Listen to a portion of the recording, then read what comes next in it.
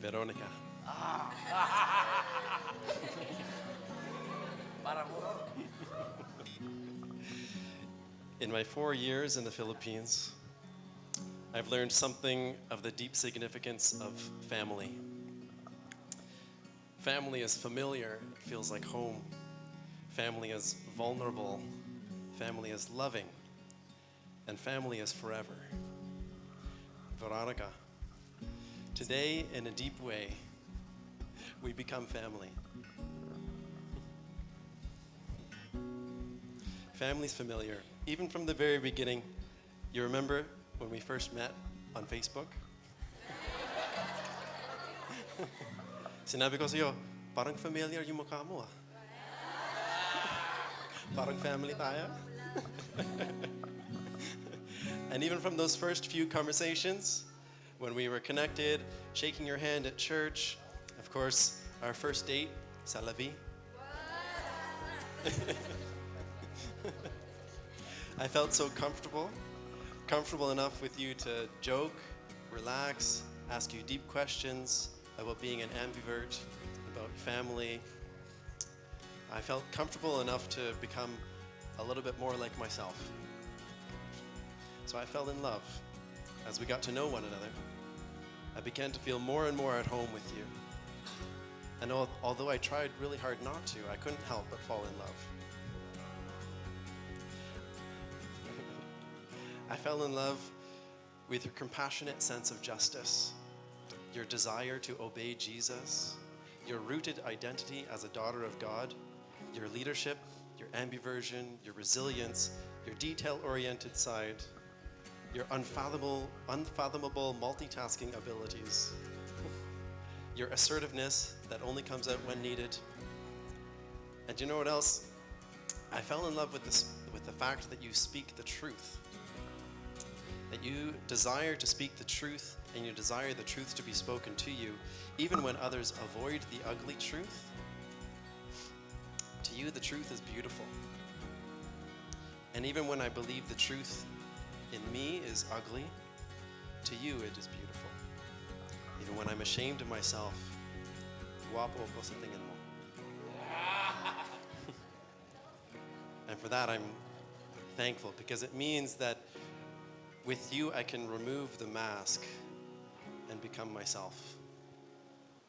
Family is vulnerable with one another. In my adult life, I think I've cried more tears with you than anyone else, because you have so consistently made me feel safe enough to be myself. You empower me to be more than a mask, but a real person. And I know that you want me to be honest and vulnerable with you. And this is indeed God's good plan for his children. So by God's grace, I will continue to strive for deeper honesty and vulnerability. Family is loving. And I will love you, Veronica. As Christ loved the church till death do us part, in sickness and in health, no matter what, I will put your needs before my own, and I will lay down my life for you. As your husband, I will take care of you, protect you, and defend you. And I also promise to always put you second and God first. My first priority is to worship and pray and abide, and it's to encourage you to do the same, for us to do that together. And I will ensure that we have the opportunity to thrive and grow deeper in love, yes, with each other, but first and foremost with God. I promise to lead us in the ways that God leads us. And starting today, family is forever. I vow that you will never be able to get rid of me. No matter what old age does to us, no matter what sickness may befall, no matter what sin or weakness, by God's power, I will pursue you habang buhay.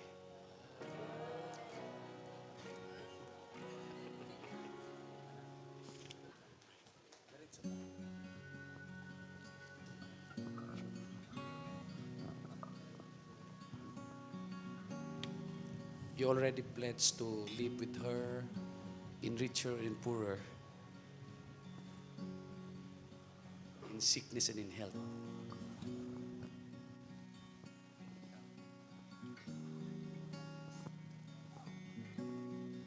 Haba nun.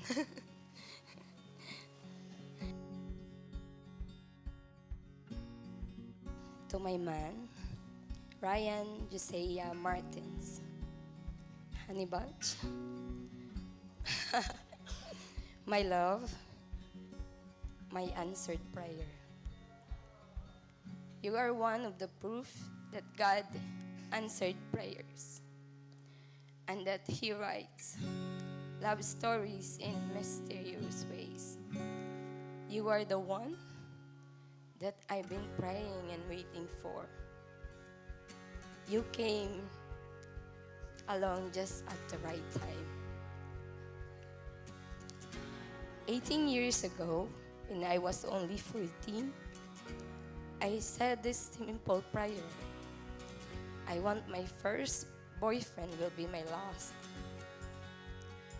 14 years ago, when I turned 18, I started praying for my lifetime partner, as what my mentors told me.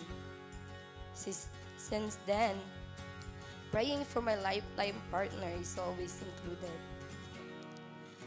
My friends ask me if I consider marrying a foreigner, since I am exposed with different culture, but I told them, nope, it's never gonna be happen. But 10 months ago, I said this prayer to God. If it is your will for me to marry a Westerner or a foreigner, I said yes to that, as long as he is a man after you. A man who loves you more than anything else in this world. A man who loves me, who loves you more than me. Who knows about Filipino culture. He has been or lived in the Philippines. If he is younger than me, then please not more than 5 years. And so, then 9 months ago, we have that constant communication. It's not my plan to marry a Westerner or a foreigner. It's not my plan to marry a 6-footer man. It's not even my plan to marry a younger man than I. But when I submit my ideals and will to Him, He immediately sent you, Ryan Josiah Martins. You may not my ideal man because of your physical appearance, because of your height, but your passion, your compassion, your character, your personality, your love overpasses my ideals. Love, I won't promise that I will love you for the rest of my life. No? Because social workers don't make any promises. Sorry. Yeah. We don't make promises. That's one of the principles of social work. Instead, I will try my very best by God's grace to cherish you, to take care of you, to love you for the rest of my life. I already told you this, even before we're in a relationship. As I have told you before, and I will say it again, wherever you go, I will go. Wherever you live, I will live. Your people will be my people, and your God is my God. Whenever you die, I will die, and there I will be buried. May the Lord punish me severely if I allow anything death to separate us, till death do us part.